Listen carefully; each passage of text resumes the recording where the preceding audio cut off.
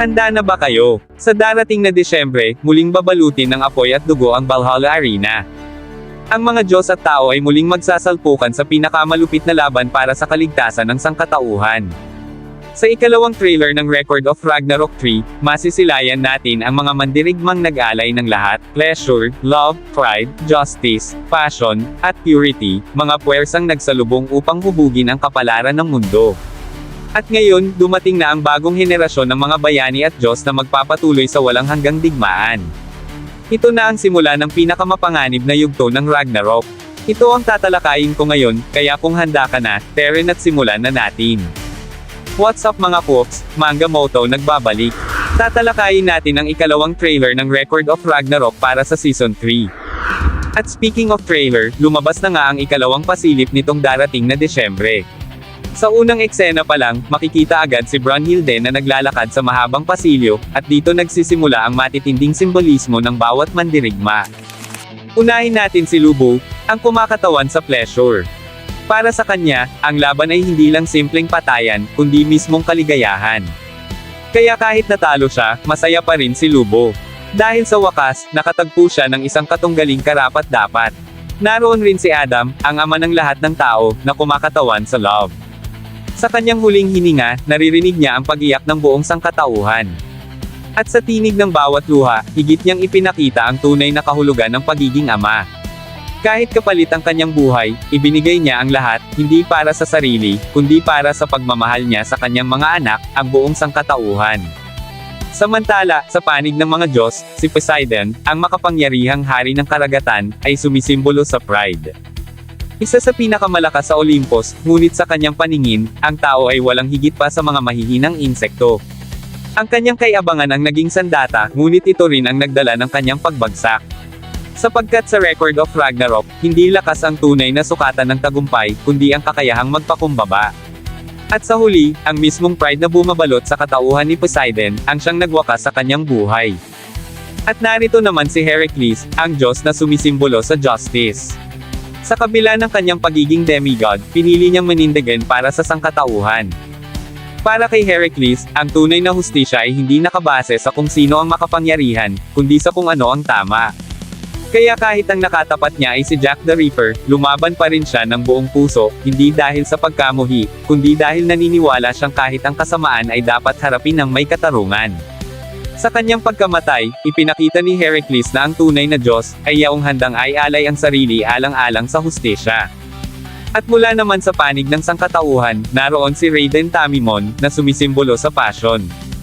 Kilala siya bilang pinakamalakas na sumo wrestler sa kasaysayan ng Japan, ipinanganak na may puwersang lampas sa limitasyon ng tao.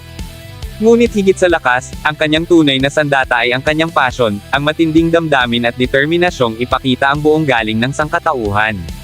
Sa bawat atake, buong puso niyang inialay ang kanyang lakas. At kahit ang kanyang katawan ay halos bumigay, hindi kailanman naglaho ang apoy ng kanyang passion.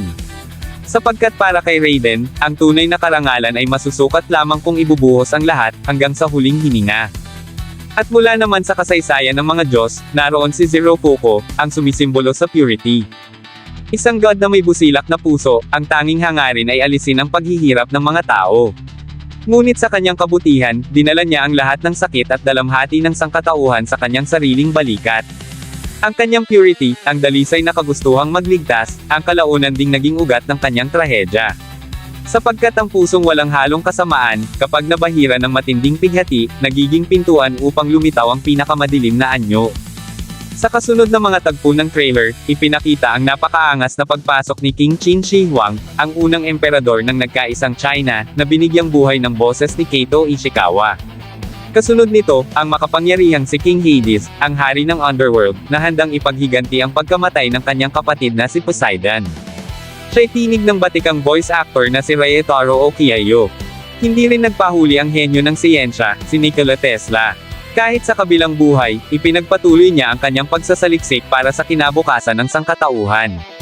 Si Tesla ay binoses ni Makoto Furukawa. At naroon din ang madilim na figura, si Beelzebub, ang tinaguriang Lord of the Flies, na binigyang tinig naman ni Daisuke Namikawa. Isa sa pinaka-kontrobersyal na karakter ay ang mandirigmang hari ng Sparta, si King Leonidas. Sa tabi niya ay ang kanyang mga tapat at matitinding Spartan soldiers na handang mamatay para sa kanilang pinuno. Ang kanyang makapangyarihang boses ay mula kay Hiroshi Shirokuma. At sa huli, ipinakita ang matikas at karismatikong Sun God, si Apollo, na pinasigla ng tinig ni Kenichi Suzumura. Sa trailer na ito, nasaksihan din natin ang pakikipag-isa ng mga Valkyrie kina Qin Shi Huang, Nikola Tesla, at King Leonidas. Sa kanilang pagsasanib, nagawa nilang mapantayan ang lakas ng mga Diyos na kanilang nakalaban. At sa bawat atake, ipinapakita nilang handa nilang ibigay ang lahat kahit pa kapalit nito ay ang kanilang sariling buhay, para lamang sa kaligtasan at patuloy na pag-asa ng buong sangkatauhan.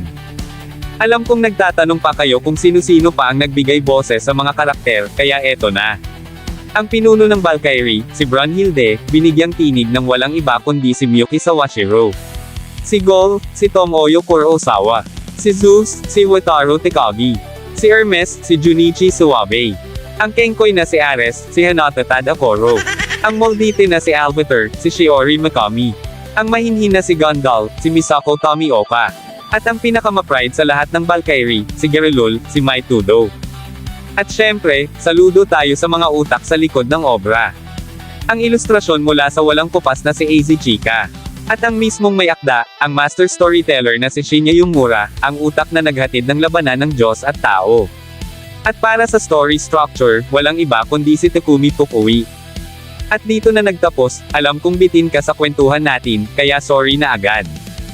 Ngayon, ipaparinig ko sa inyo ang isa sa aking sariling obra, kasabay ng pagbibigay ng shoutout sa lahat ng solid na patuloy na sumusuporta at nakatutok dito sa ating munting channel. Enjoy mga Koops!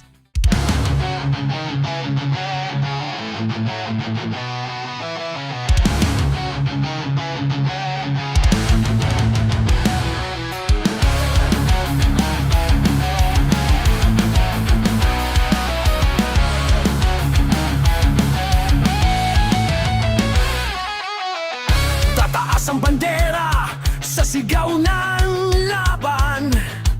Itaga mo sa bato, walang susukuan. Kahit na imposible, pag-asa'y lalaban. Sa bawat titig, apoy ay muling mapapasan. Sama-sama sa apoy, matibay ang ating linya. Maraming sabay na kumakanta. Sa laban ng pag-asa, tayo'y nag-iisa. Hindi susuko sa buhay na ito. Mamatay na may dangal, oh, walang panghihina.